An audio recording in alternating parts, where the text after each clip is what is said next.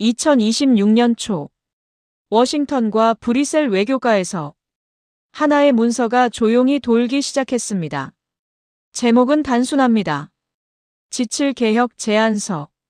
그런데 이 문서에 담긴 질문 하나가 전 세계 외교관들의 심장을 건드렸습니다. 21세기 기술 공급망을 지금의 지칠 체제로 설명할 수 있는가? 이 보고서에서 반복적으로 등장하는 국가가 있습니다.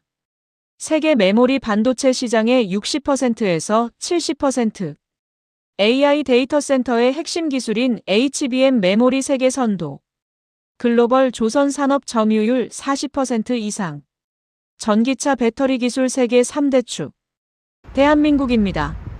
그런데 바로 이 보고서가 돌기 시작하자 가장 먼저 긴장한 나라가 있습니다. 현재 지칠에서 유일한 아시아 회원국, 일본. 한국이 지칠 구조 안으로 더 깊이 들어온다면 이 질서는 어떻게 바뀌게 될까요? 그리고 왜 지금 세계는 다시 한국을 이야기하기 시작했을까요? 시작하기 전 구독과 좋아요, 그리고 대한민국 화이팅 댓글로 한국을 응원해주세요. 저는 알렉상드르 뒤랑입니다. 파리 국제전략연구소에서 지칠 경제구조를 분석하는 정책 분석가죠. 그리고 그날 제 책상 위에 한 장의 문서가 올라왔습니다. 문서 제목은 간단했습니다. 지칠 개혁 제안서. 하지만 그 안에 적힌 이름 하나가 저를 멈추게 했습니다. 대한민국. 솔직히 말씀드리겠습니다.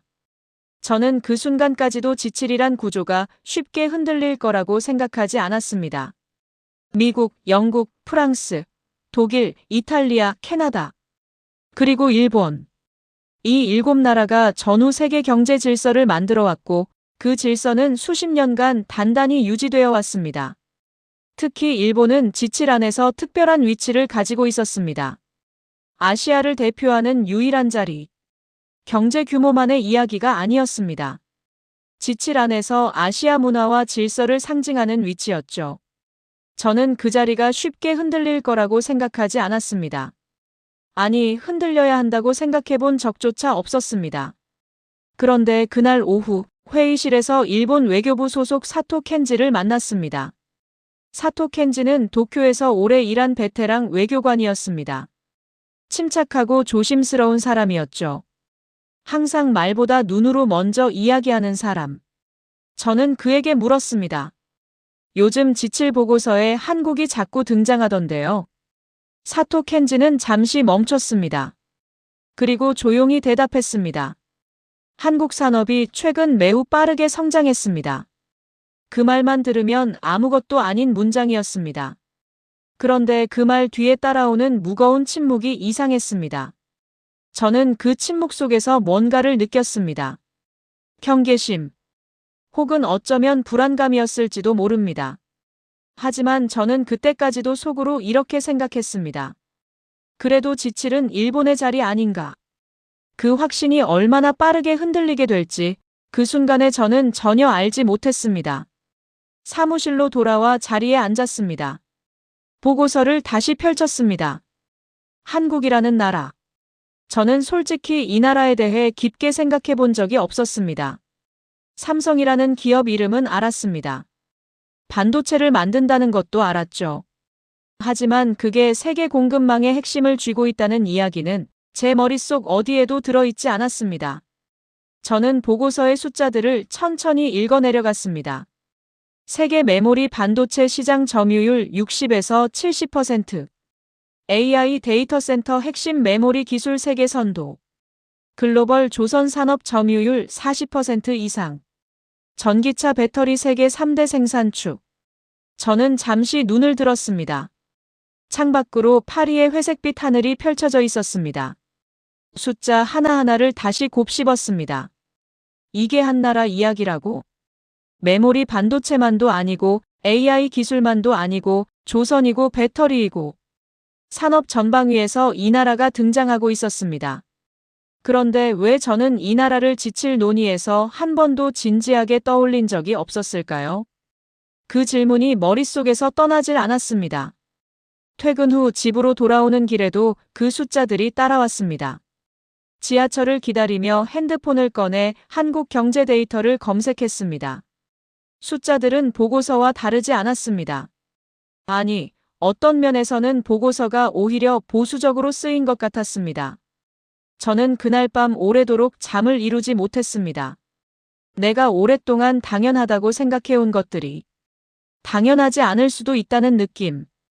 그 느낌이 천천히 그러나 분명하게 자라나고 있었습니다. 며칠 뒤 아침이었습니다. 연구소 이메일함에 새 보고서가 도착해 있었습니다. 발신지는 미국 전략국제문제연구소. 제목은 AI 산업 공급망 분석. 저는 커피 한 잔을 들고 자리에 앉아 파일을 열었습니다. 보고서 첫 페이지. 첫 번째로 등장하는 기술. HBM 메모리. 저는 처음엔 그냥 스쳐 지나치려 했습니다. 기술 보고서를 읽다 보면 이런 용어는 늘 등장하니까요. 그런데 이번에는 그냥 넘기지 못했습니다. AI 서버가 작동하려면 엄청난 속도의 메모리가 필요합니다. 일반 메모리로는 감당이 안 됩니다. 여러 개의 메모리 칩을 수직으로 쌓아서 초고속으로 데이터를 처리하는 기술. 그게 바로 고대역폭 메모리 HBM이었습니다. 그리고 이 기술을 주도하는 기업. 보고서에 이름이 명확하게 적혀 있었습니다. 삼성전자, SK하이닉스. 두 기업 모두 대한민국 기업이었습니다. 저는 잠시 화면에서 눈을 떼지 못했습니다. AI 산업의 핵심 기술이 한국 기업에서 나온다고? 이건 제가 알고 있던 세계와 달랐습니다. 저는 AI 산업의 중심이 당연히 미국에 있다고 생각했습니다. 엔비디아, 마이크로소프트, 구글. 이 이름들이 AI 생태계를 지배한다고 생각했죠. 그런데 그 엔비디아의 GPU 칩이 제 성능을 내려면 바로 그 칩 옆에 붙어서 데이터를 쏟아내는 HBM이 필요하고 그 HBM을 만드는 건 한국 기업이었습니다. 저는 보고서를 한 장 더 넘겼습니다. 다음 챕터 제목. 에너지 공급망과 조선. 세계 에너지 전환의 핵심 물류수단인 LNG 운반선. 액화천 연가스를 싣고 대양을 건너는 이 거대한 선박. 세계에서 이걸 만들 수 있는 조선소. 보고서가 지목한 나라는 어디였을까요? 대한민국이었습니다. 저는 보고서를 읽다가 잠깐 멈추고 창밖을 바라봤습니다. 파리의 아침 햇살이 건물 유리창에 반사되고 있었습니다. 저는 그 빛을 바라보면서 머릿속으로 무언가를 정리하려 했습니다. 반도체, AI 메모리, 조선, 그리고 보고서 다음 챕터. 전기차 배터리. 미국 전기차 시장에서 한국 배터리 기업들의 영향력이 급속도로 커지고 있다고 분석가들은 적었습니다. LG에너지솔루션, SK온, 삼성 SDI.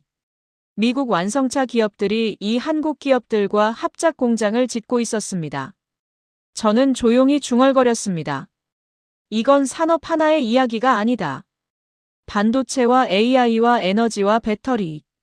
이 네 개의 산업이 지금 세계 경제의 근간을 이루고 있고 그 네 산업 모두에서 한국이 핵심 위치를 차지하고 있다는 뜻이었습니다. 그 순간 사토 켄지의 표정이 떠올랐습니다. 며칠 전 회의실에서 제가 한국 이야기를 꺼냈을 때의 그 침묵. 저는 이제 그 침묵이 무엇이었는지 조금 이해할 것 같았습니다. 저는 의자를 뒤로 밀고 자리에서 일어났습니다. 연구소 복도를 천천히 걸으면서 생각했습니다. 이 상황에서 일본은 어떻게 생각할까? 지칠 안에서 유일한 아시아 대표로 수십 년을 자리 잡아온 나라.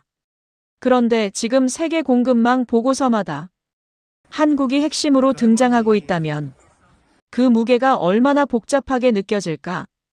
저는 사토 켄지에게 연락을 해야겠다고 생각했습니다.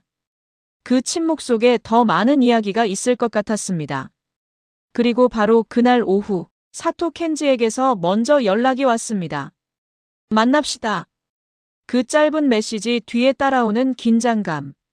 저는 다음 만남이 예사롭지 않을 것임을 직감했습니다. 다음 날 저녁. 저는 사토 켄지와 파리팔구의 한 카페에서 마주 앉았습니다. 창밖에는 늦은 오후 비가 내리고 있었습니다. 빗소리가 유리창을 두드리는 조용한 공간이었습니다. 사토 켄지는 에스프레소를 앞에 두고 한참을 말이 없었습니다. 저는 먼저 입을 열었습니다. 지칠 보고서에 한국이 등장하는 이유가 뭡니까? 사토 켄지는 잔을 들어 한 모금 마셨습니다. 그리고 천천히 말했습니다. 한국 산업 영향력은 확실히 커졌습니다. 그 문장은 분명히 한국을 인정하는 말이었습니다. 그런데 이상하게도 그 말이 칭찬처럼 들리지 않았습니다. 저는 잠자코 기다렸습니다. 사토 켄지는 잠시 창밖을 바라봤습니다. 그리고 말했습니다. 하지만 지칠에는 이미 아시아 국가가 있습니다. 그 한 문장. 저는 그 말을 듣는 순간 가슴 어딘가가 묵직해지는 느낌을 받았습니다. 외교관의 말이란 늘 그렇습니다. 말하지 않는 것이 말하는 것보다 더 많은 걸 담고 있죠. 사토 켄지가 하고 싶었던 말은 분명했습니다. 한국이 들어올 자리는 없다. 그런데 저는 그 말을 들으면서 한 가지 생각이 머릿속에서 자라났습니다. 만약 한국이 지칠 구조 안에 더 깊이 들어온다면 아시아 대표라는 일본의 상징적 위치가 흔들린다. 수십 년 동안 유지해온 그 자리가 다른 나라와 나눠지게 된다면 그게 일본 외교관으로서는 얼마나 불편한 일일까? 저는 사토 켄지의 눈빛을 읽으려 했습니다. 오랜 경력에서 단련된 절제된 표정. 하지만 그 절제 아래로 감추지 못한 긴장이 흘렀습니다. 불안, 혹은 자존심, 아니면 그 두 가지가 뒤섞인 무언가. 저는 조심스럽게 물었습니다. 그럼 한국의 산업 영향력을 어떻게 평가합니까? 사토 켄지는 잠시 침묵했습니다. 그리고 말했습니다. 한국은 특정 산업에서 매우 뛰어납니다. 하지만 지칠은 산업 규모만으로 구성되지 않습니다. 저는 그 말을 들으며 생각했습니다. 그 말은 맞습니다.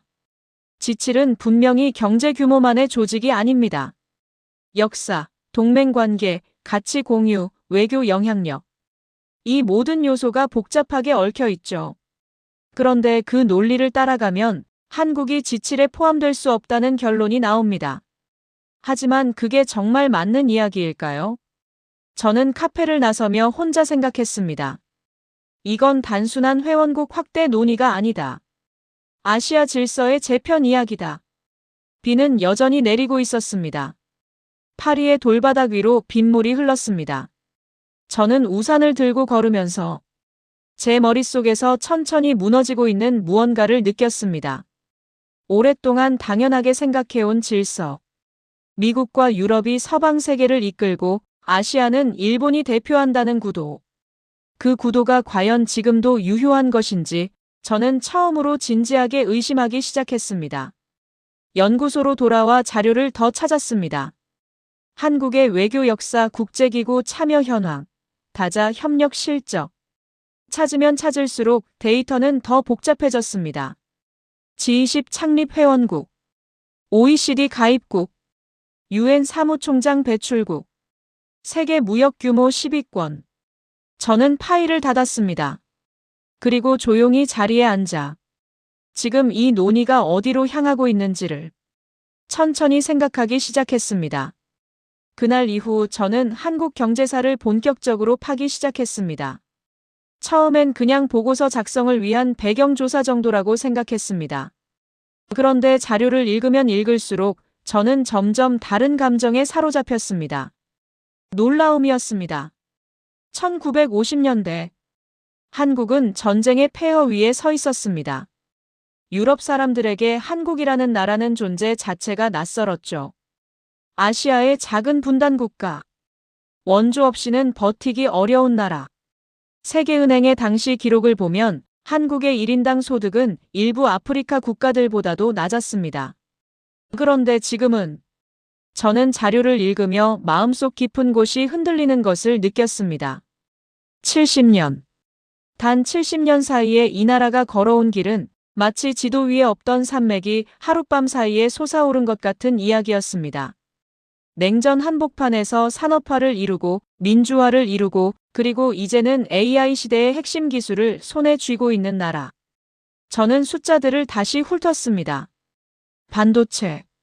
한국이 세계 메모리 시장의 60에서 70%를 점유하고 있습니다. 이건 그냥 만들어진 숫자가 아닙니다. 수십 년에 걸친 기술 투자와 공정 혁신이 쌓인 결과입니다. 삼성전자가 메모리 사업에 뛰어들었을 때 많은 사람들이 비웃었습니다. 기술도 자본도 경험도 없는 나라가 반도체를 한다고. 그런데 지금 그 비웃음이 어디로 갔는지 저는 데이터에서 확인할 수 있었습니다. 조선. 세계에서 가장 크고 복잡한 배를 만드는 나라. LNG 운반선, 대형 컨테이너선, 해양 플랜트. 기술 난이도가 높아질수록 한국의 점유율이 올라가는 구조. 이건 단순한 가격 경쟁력이 아닙니다. 설계 기술, 용접 기술, 공정 관리. 이 모든 것이 수십 년 동안 축적된 국가 역량입니다. 배터리. 미국이 전기차 전환을 선언했을 때 가장 급하게 필요했던 것이 배터리 공급망이었습니다. 그리고 그 공급망의 핵심에 한국 기업들이 있었습니다. 미국 현지에 공장을 짓고 미국 완성차 기업들과 손을 잡고 저는 자리에서 일어나 연구소 복도를 걸었습니다. 생각을 정리하기 위해서였습니다. 그런데 걸을수록 생각은 더 복잡해졌습니다. 저는 오랫동안 세계 경제 구조를 분석해왔습니다. 선진국과 개발도상국, 기술 보유국과 기술 추격국. 이 구분이 저에게는 거의 자연 법칙처럼 당연한 것이었습니다. 서방이 앞서고 나머지가 따라온다. 그런데 한국의 데이터를 보면 그 구분이 이미 무너지고 있었습니다. 어떤 분야에서는 한국이 따라가는 게 아니라 세계 기준을 만들고 있었습니다. 저는 그 사실 앞에서 한동안 멈춰 섰습니다. 내가 당연하다고 생각해온 세계 질서가 어느 시점에 어떻게 바뀌어 버린 걸까? 자료를 더 찾았습니다. 미국 전략 싱크탱크의 보고서. 거기에 적혀 있는 문장 하나가 눈에 박혔습니다. 한국은 기술 동맹의 핵심 파트너다. 단순한 수사가 아니었습니다. 반도체, AI, 배터리, 조선. 이 네 분야 모두에서 한국을 빼면 미국의 기술 공급망이 흔들린다는 분석이었습니다. 저는 그 문장을 3번 다시 읽었습니다. 그리고 제 머릿속에 있던 한국의 이미지가 마치 오래된 흑백 사진이 천연색으로 바뀌듯이 완전히 다른 모습으로 바뀌기 시작했습니다.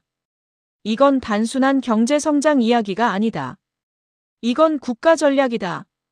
2020년대 중반이 지나면서 AI 산업은 폭발적인 속도로 성장했습니다.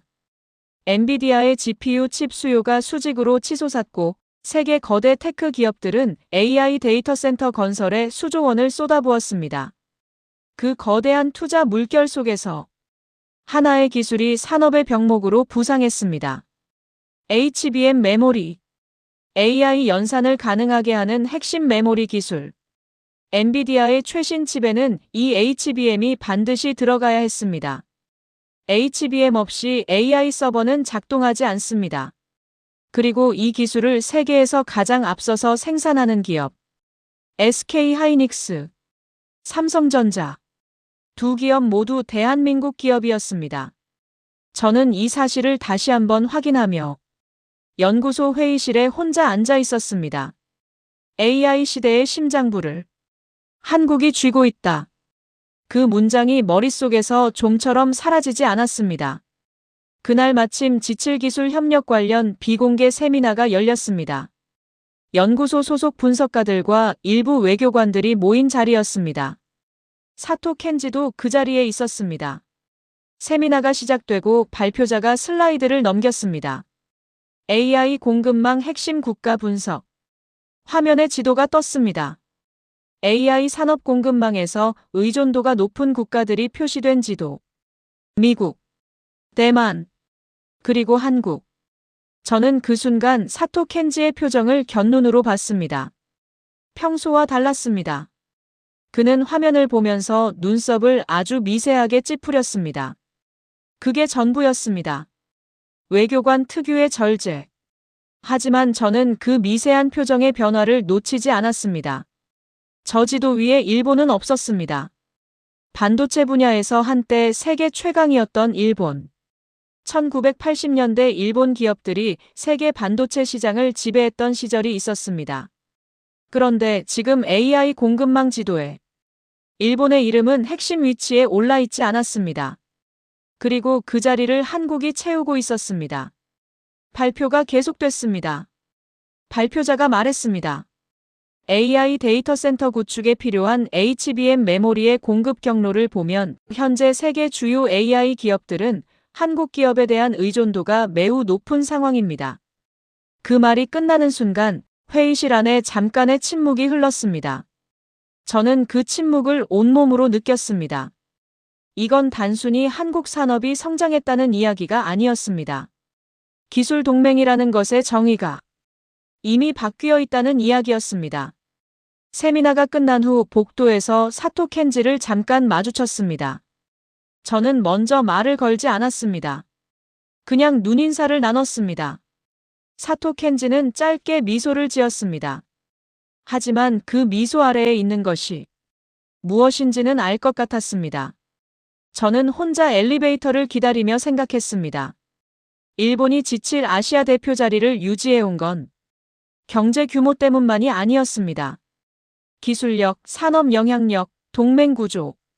이 모든 것이 복합적으로 얽혀 있었죠.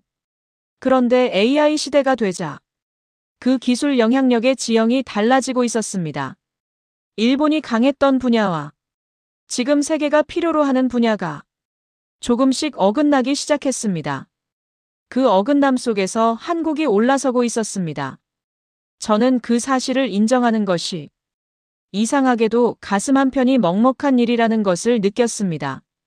당연하다고 생각해온 것들이 바뀌는 건 언제나 쉬운 일이 아니니까요. 그 세미나 이후 며칠 뒤 워싱턴에서 새로운 정책 보고서가 공개됐습니다. 발행처는 미국 국가안보회의 산하기술전략연구팀. 제목은 기술동맹 구조 재편 필요성이었습니다. 저는 그 보고서를 받아들고 처음 문장부터 천천히 읽기 시작했습니다. 보고서는 분명하게 적고 있었습니다. 미국의 기술 경쟁력은 동맹국의 산업 역량과 분리될 수 없다. 특히 반도체, AI 인프라, 배터리, 조선 분야에서 파트너십의 실질적 재검토가 필요하다. 그리고 그 문단 바로 다음. 한국은 이 네 분야 모두에서 핵심 역량을 보유하고 있다. 저는 읽다가 멈췄습니다. 네 분야 모두에서. 이 문장의 무게를 저는 온전히 느꼈습니다. 하나의 산업에서 중요한 나라는 많습니다. 두 산업에서 핵심인 나라도 있습니다. 하지만 반도체, AI, 배터리, 조선. 이 네 산업은 21세기 기술 경제의 기둥이었습니다. 그리고 그 네 기둥 모두에서 한국이 핵심 자리에 있다는 분석. 이건 미국이 한국을 좋아해서 쓴 보고서가 아닙니다. 냉정한 이해관계 계산의 결과였습니다. 저는 보고서를 한 장 더 넘겼습니다. 반도체 분야 분석 항목에서 주목할 표현이 있었습니다. AI 시대 핵심 인프라인 HBM 메모리에서 한국 기업들의 점유율은 압도적이다. 이 공급망이 흔들릴 경우 미국 AI 산업 전반에 충격이 온다. 그리고 배터리 항목. 미국의 전기차 전환 목표를 달성하기 위해 필요한 배터리 공급의 상당 부분이 한국 기업들을 통해 이루어지고 있다. 조선 항목. 미국 해군과 상선 인프라의 유지 보수 및 확장 과정에서 한국 조선소와의 협력은 전략적으로 중요한 위치를 차지한다. 저는 마지막 항목을 읽으며 자리에서 일어났습니다. 책장 앞에 서서 손으로 책등을 천천히 훑으며 생각했습니다. 미국이 이런 보고서를 낸다는 건 단순한 외교적 제스처가 아닙니다. 전략적 재배치를 준비하고 있다는 신호입니다. 그 신호의 방향. 저는 그게 어디를 향하고 있는지 이제 분명히 볼 수 있었습니다. 한국. 저는 잠시 눈을 감았습니다. 파리에서 아시아를 바라볼 때 저는 늘 일본을 먼저 생각했습니다. 일본의 정밀 기술, 일본의 자동차 산업, 일본의 전자산업. 그 이미지가 저에게는 아시아 기술 강국의 대표 이미지였죠. 그런데 지금 미국 전략가들은 다른 나라를 주목하고 있었습니다. 그 변화를 저는 어떻게 받아들여야 할까요? 사실이 바뀐 게 아닙니다. 제가 보지 못했던 것이 이제 보이기 시작한 것이었습니다. 저는 보고서의 마지막 문장을 다시 읽었습니다. 한국은 선택이 아니라 필수 파트너다. 그 문장이 마음속 어딘가에 천천히 스며들었습니다. 선택이 아니라 필수.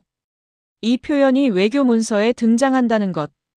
그게 얼마나 강한 표현인지 외교 분석가로 20년을 살아온 저는 누구보다 잘 알고 있었습니다.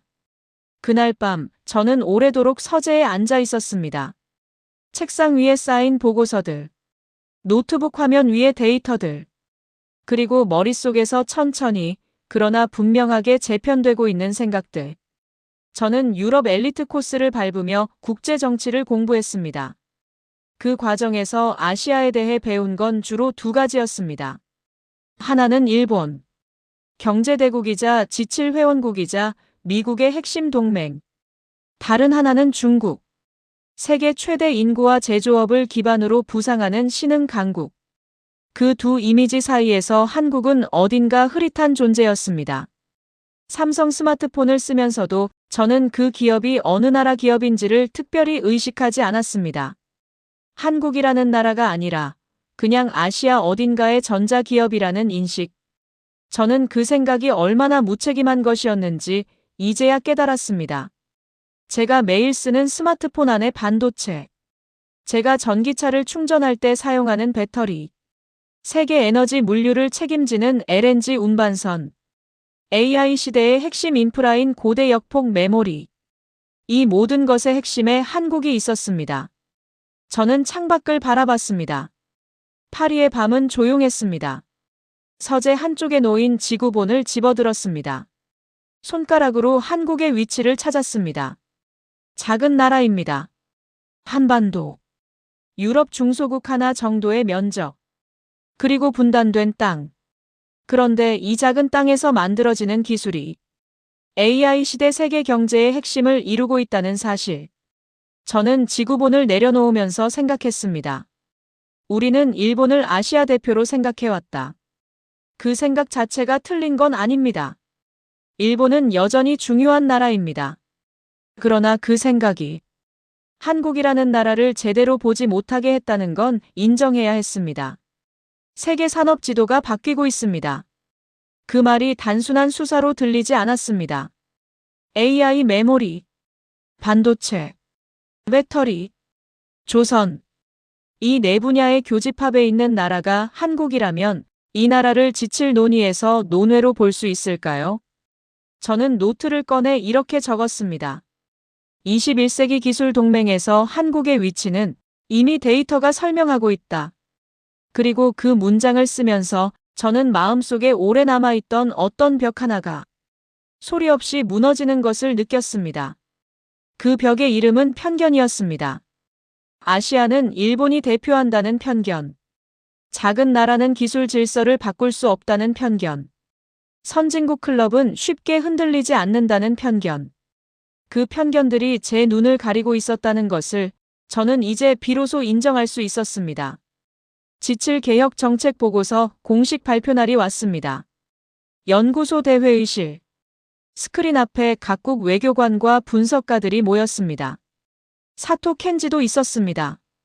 멀리서 눈인사를 나눴습니다. 발표자가 마지막 슬라이드를 띄웠습니다. 화면 위에 적힌 문장. 기술 공급망을 고려할 때 지칠 협력 구조 확대 논의가 필요하다. 회의실이 조용해졌습니다. 그 문장이 의미하는 것을 이 방 안의 모든 사람이 알고 있었습니다. 확대. 그 단어는 현재 체제 바깥에 누군가를 들여올 수 있다는 뜻이었습니다.